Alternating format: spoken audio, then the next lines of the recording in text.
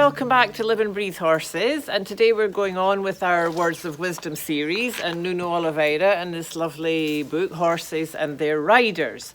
Today we're on chapter 8, which is the last chapter in the first section of this book, and it's notions that the instructor must instill in his pupil's mind from the start. What is asked from the horse must be conditioned by the state of mind of the horse and the sensations received from his body.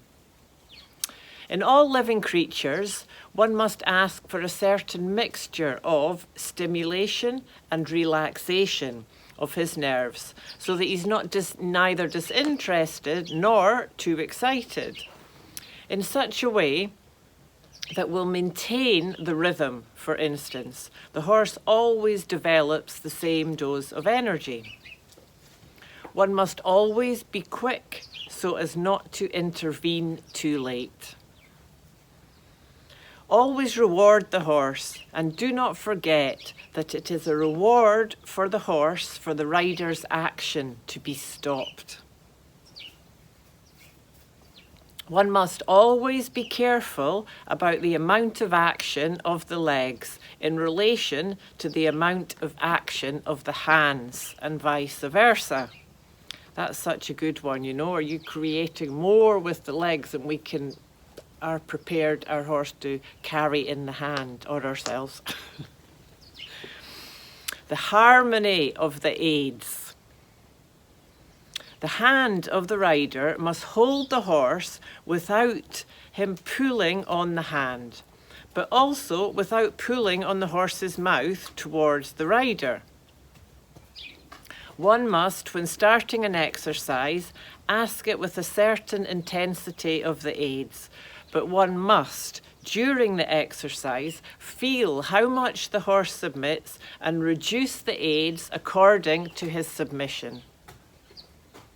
One must obtain from the horse a constant attitude, cadence, and vibration for as long as possible without the help of the aids.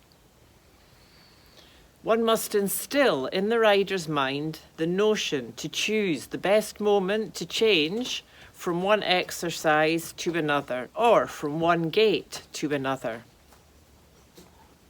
The quality of the gait in which the horse is moving will depend on the quality of the next gait that will be taken.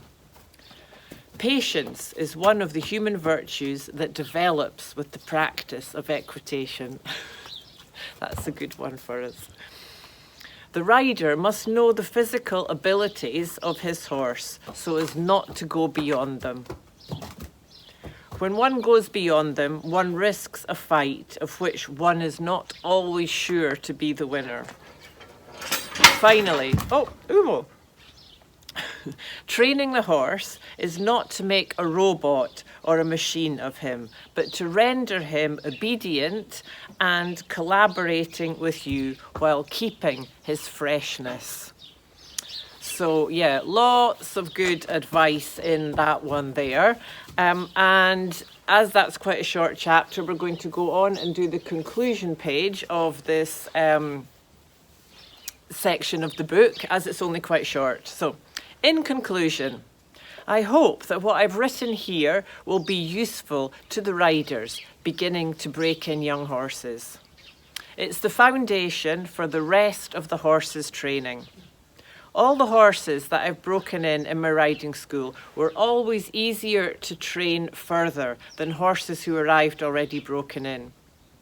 The training of a horse must be done with the same philosophy from the very beginning.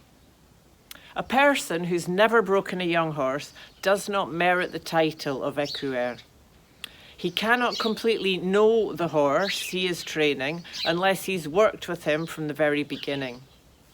I still remember a young horse, Taurus, that I rode some 50 years ago under the direction of my riding master, Miranda, after his having the horse worked on the lunging rein. The horse is a marvellous animal which merits a rider that understands its character and its possibilities.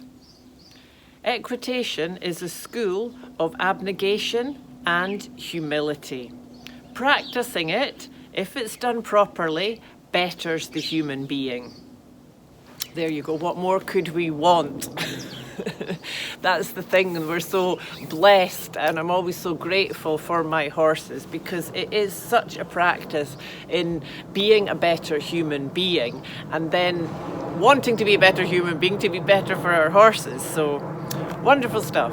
Thank you very much for joining me today. Next time we'll be going on with section 2, which is examples of lessons. So I'm shouting over the aeroplane now.